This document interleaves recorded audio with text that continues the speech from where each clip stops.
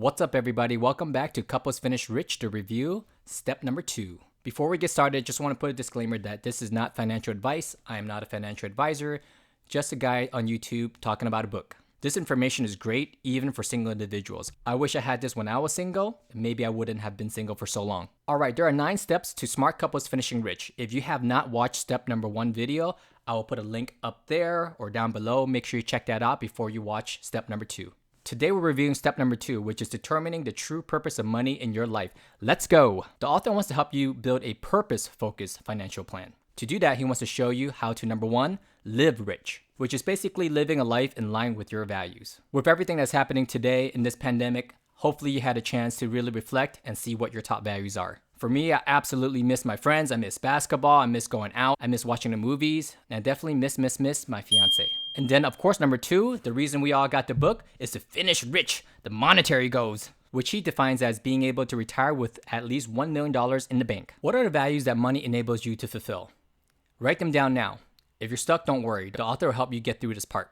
Okay, have you got it? If you're like me, you might have made the mistake of writing down some goals. Things like houses, 3-bedroom, 2-bathroom house with lots of front yard and backyard to play. Cars, I want a Tesla. Tesla, if you're watching this, I appreciate a sponsorship. Maybe a vacation home in Florida, possibly a golf trip. And yes, kids. Even kids are goals, not values. We'll get into why in a little bit. These are very surface level things. What the author wants us to do is go a level deep and really dig deep into see what your values are. Values should be what matters most to you, what you stand for, and care most deeply about. Life values should determine every life decision you make. Here are some examples of values: freedom, happiness, love, health, making a difference, purpose, and a whole lot more. I'll list them out here.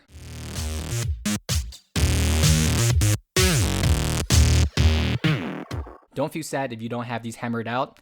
I didn't have any written out in detail myself, which is maybe why I'm not rich yet. He goes on to ask, what's the purpose of money in your life? If it's just to buy stuff, in his experience working with couples, he finds that once you buy the stuff, it usually leads to unhappiness, a midlife crisis, and possibly a divorce. You heard that, honey? I cannot buy you any stuff, but I love you. He goes on to share that what money should do is to help you to live a life by values. Values that excite and empower you to live smart and also to finish rich. 2 birds, 1 stone. If you don't know how to make money help you live a life of purpose, don't worry about that. That's what step number 2 is all about, is to show you how to, number 1, list out your top values.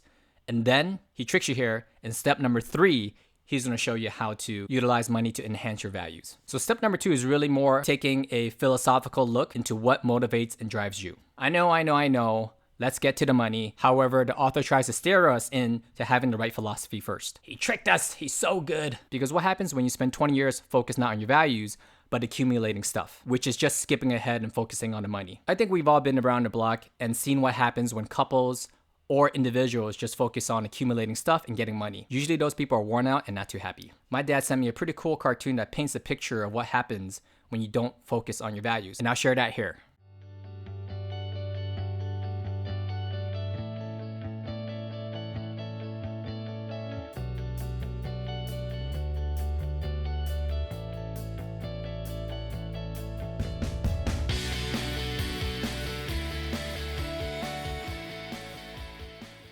In the author's opinion, he thinks money is good for 3 things. Number 1, it allows you to be. Allows you to live in a particular way that defines who you are. Number 2, allows you to do. Allows you to take actions that will help create the kind of lives you think you want. And number 3, allows you to have, which is basically buying stuff. He says that most never get to being, they got it backwards.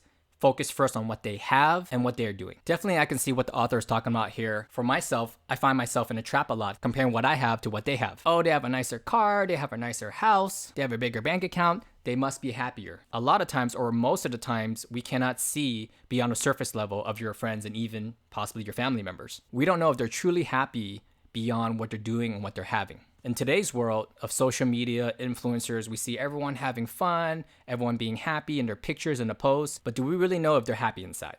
And living a life that defines who they are. This is a very good topic maybe for another video. I do enjoy that the author is taking us down this path though. It's not what we signed up for, but definitely what we need, at least for me. I definitely don't want to hit $1 million and get to early retirement and be miserable, or have the relationship with my future wife or my family in jeopardy. If you follow my social media, I'm a health nut. I believe that we should work on ourselves before the pain starts. If you work on yourself when there's pain, it's already too late. Now in the book, the author takes you through an exercise to help you determine you and your spouse's top 5 values, Without Nita's permission, I'm going to share with you hers first. Number 1, freedom. For those you don't know, Nita immigrated here from Cambodia. Over there's not much freedom. A lot of choices are dictated by the government, and for her, life choice not being controlled is really, really important. Guess this is safe to say we're not moving to Cambodia anytime soon. Number 2 for her is passion and inspiration. Luckily for her, what she does for a living is also what she enjoys and what she's passionate about. And she also has the opportunity to teach in the field that she's working in currently. Number 3 is health. Genetic disorder runs in her family, and she really hopes to avoid treating it in the future, so she wants to work on preventing it now. Also, she wants to stay young and beautiful. No, I did not type that. She said that herself. Number 4 for her is family. She loves her family. Maybe even more so than me. And she also talks about having her own family of 12 kids. Luckily, twins run in her family. Basically, we only need 6 sets of twins and we're done. Lastly, number 5 is personal growth. She likes attacking her fears, things like swimming. She wants to go scuba diving and hopefully jump out of a plane one day. I made that last one up. She says she will never do it, but you just watch. Stay subscribed. Now let's take a look at my top 5. Number 1 for me is health. I had asthma growing up and lived in a lot of pain. I never want to go back to that. So I definitely want to keep healthy. I've also done a lot of sports growing up, and it's where I learned most of my discipline and got a lot of my confidence. I actually made a promise to God that if he would take away my asthma, I would never take my health for granted. My asthma went away and I've never broken my promise since. That's why you should follow my social media to get a lot of health tips. Number 2 for me, similar to Nita, is also freedom. Freedom for me means time freedom and having the ability to do whatever I want, whenever I want, and to go wherever I want. I don't like vacations because you have to come back from one. I want to go and never come back. Number 3 for me is creativity. This one is more of a void and a gap that I feel in my life. I used to love drawing, video, and sound editing, and doing a lot of creative stuff. If you want to see some of my creative stuff, follow me on TikTok. Number 4 for me is connecting with people. It can also mean human connection. This is important to me because I hate being alone. I believe I have more fun with others 95% of the time. So if you're bored, you just want to talk, hit me up. Especially in this pandemic, there really is not much to do. I've been kicking around the soccer ball all day long. And lastly for me is excitement and fun. I love learning new things, I love pursuing new adventures, and I love eating new types of foods. So if you need someone to jump out of a plane with, bungee jump with, hang gliding with, call your boy up. Next, the author has you put this in what he calls a value circle. Here's what it looks like. Simply Google value circle and you can print out the blank one where you can write your values in. You can have more than 5 values, but the author says limit it to 5 so you can focus. Don't rank them, put them in a circle. It's a reminder to put the same amount of energy into each of those values for the next 12 months. He also states that it's what you think your top 5 are. They don't have to be set in stone. You can always change it later. Now that you have your top 5, ask yourself, is your financial behavior consistent with your top 5 values? Let me give you an example of what he means. For Nita's circle, she put down health as one of her top values. And I asked her, are you investing any money into your health? She currently has a $95 a month yoga subscription where she goes into classes that she loves. For family and freedom, no investments need to be made there. On personal growth, we will probably start planning more trips around activities that will help her personally grow. She's definitely investing into her passion and inspiration. Maybe a little bit too much, about $250,000 too much. But hey, she loves what she does. So what can you do?